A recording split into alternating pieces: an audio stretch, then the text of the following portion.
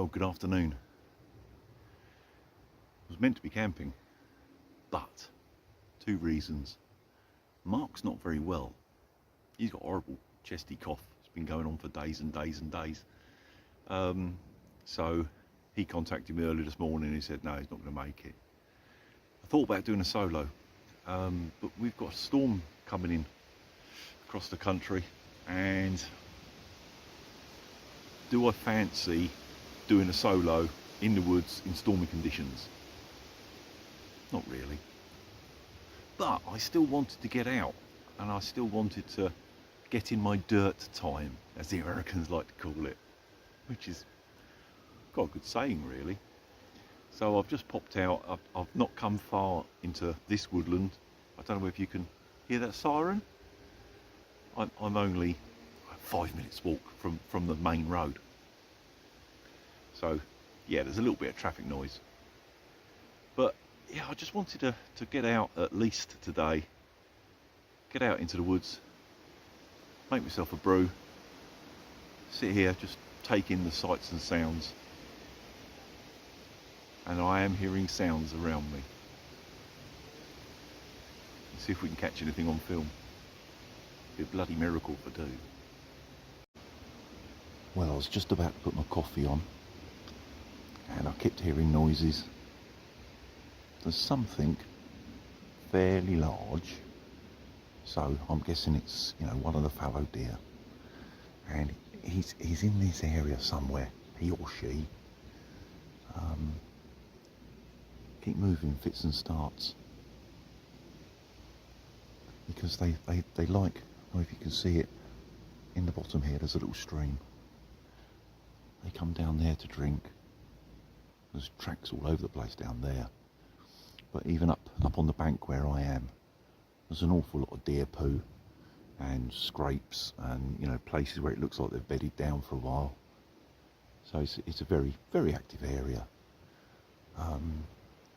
But the buggers are so elusive to try and catch on film, they really are. It's not like sometimes you see people videoing deer in the UK. There is big deer parks still. There is deer that are being fed, so they're used to people. These ones out here, wild as you like. There is hardly any people come this way. There isn't a footpath nearby. You know, quite possibly some of these deer have never even seen a person before. So they're very skittish, and they're very, very stealthy in how they do things as soon as they notice something's different. What wind direction we got? Yeah, it's coming from the left, so quite possibly that they might even smell me. I don't smell that bad, but I don't smell like the woodland.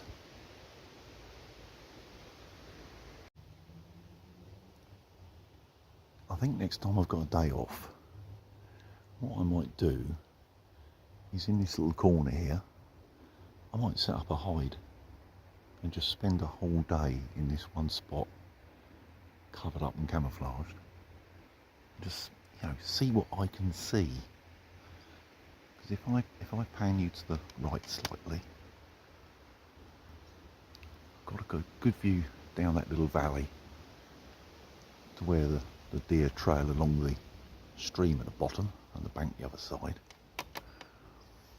I can look up the valley through that way, although you can't see very well from here.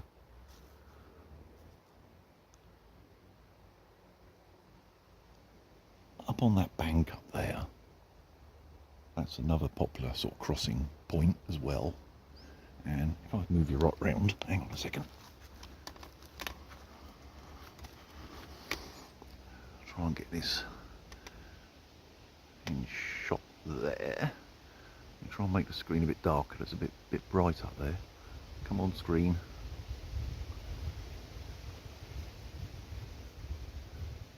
That's a bit better.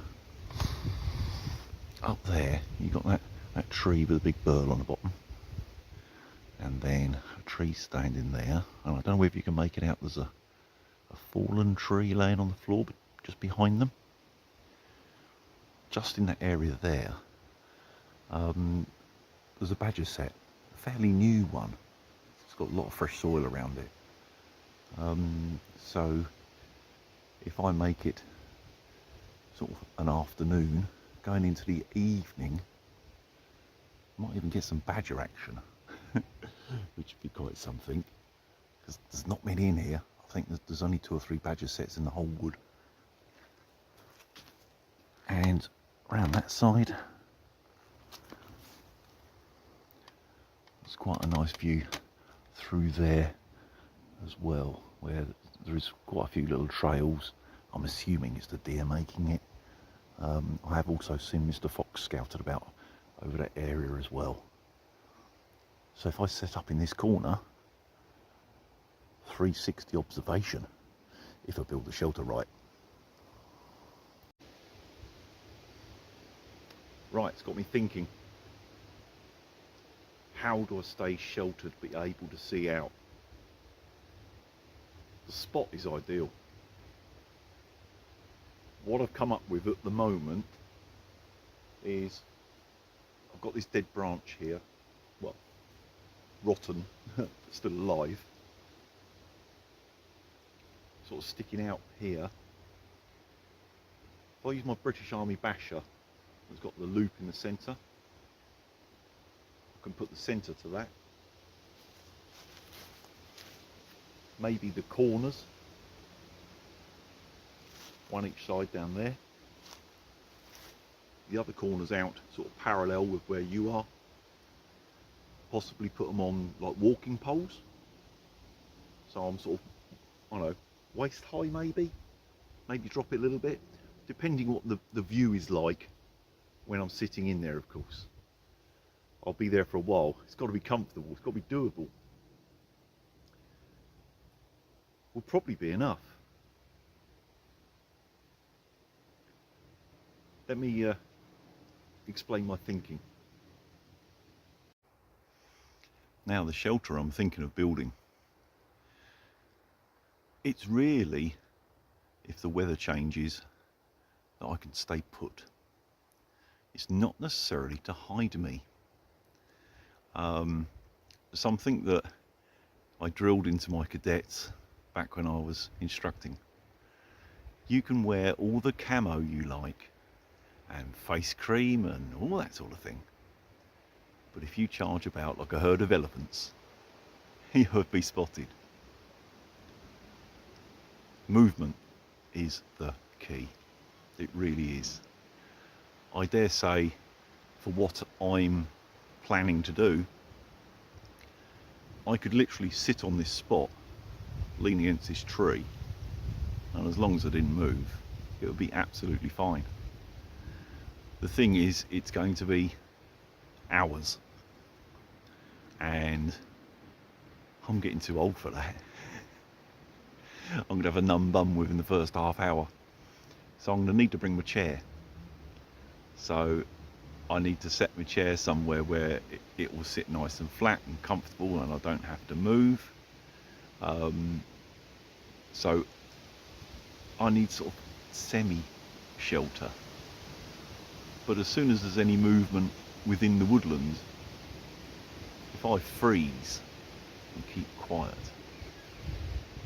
I probably, I say probably, won't be spotted. Yes, I will probably have something like this on, because every little helps, but it's more about the movement, to be perfectly honest. I learnt this many years ago, but not from a military background, from a hunting background, shall we say, where there was a little bit of, yes, shall we say hunting, where I used to live. Not necessarily official hunting, so you had to be quite good at hiding. But so, yeah, it's surprising, you just keep still. Most people, most animals won't necessarily clock you. It's the movement that catches you. Another thing that I used to teach as well, and that was, I suppose, veering into biology, and that was sort of how your eye works. In basic terms, with like all creatures, you can normally tell predators from prey from where their eyes are. Things that hunt have their eyes at the front. Things that are normally prey have their eyes further round to the side, so they've got like nearly 360 vision, which is why things like deer, horses and so on have their eyes further around. But things like us and foxes and any other predatory animal tend to have their eyes at the front because they're more focused on prey rather than defending. And one of the things that I used to point out to the cadets was, if I was putting them in a particular area that they need to observe the surroundings, imagine there's an opposing force, shall we say, coming the other way,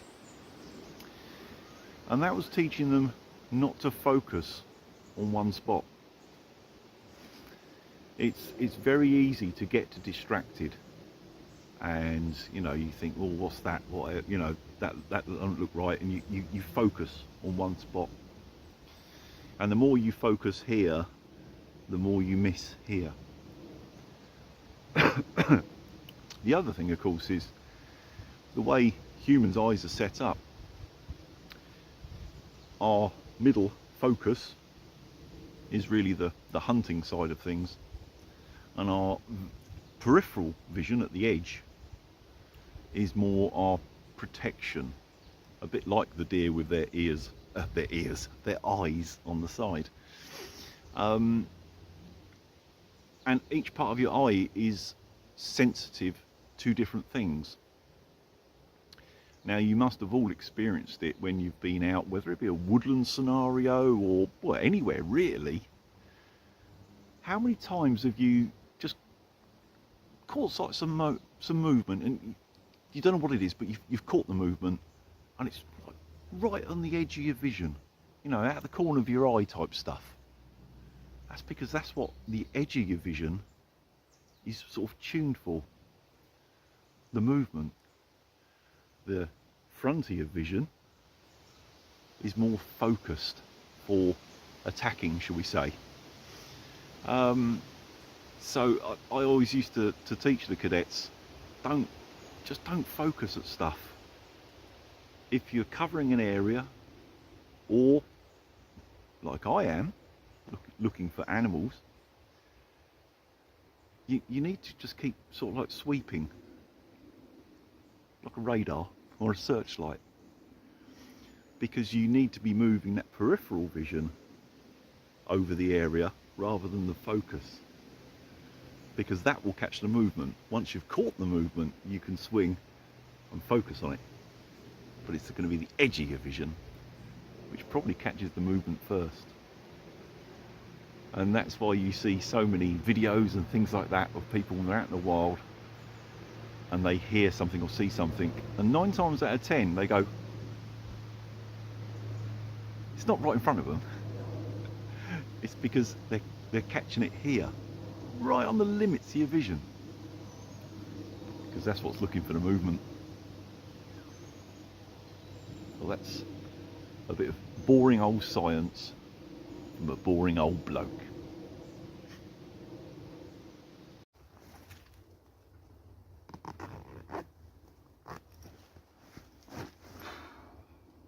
Right, that's my plan made for the next time I'm off and I've got some spare time. I think I'll do it on a weekday, because there'll be less people about on a weekday. And yeah, let's hope I get to see some stuff. Seeing anything's nice, don't get me wrong. I just love seeing the creatures just in their natural environment. It seems strange that I started off in this environment, actually hunting, shooting, and now the only thing I use to shoot is the camera. I've changed sides. But yeah, seeing anything would be nice. It'd be great to see the badger. The thing I really want to see is the muntjac deer.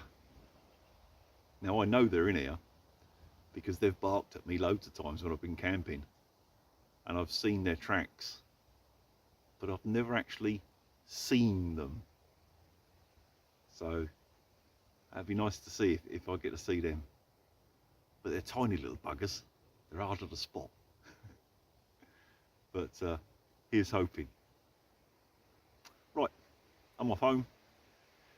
Cook some Sunday lunch. I'll see you soon.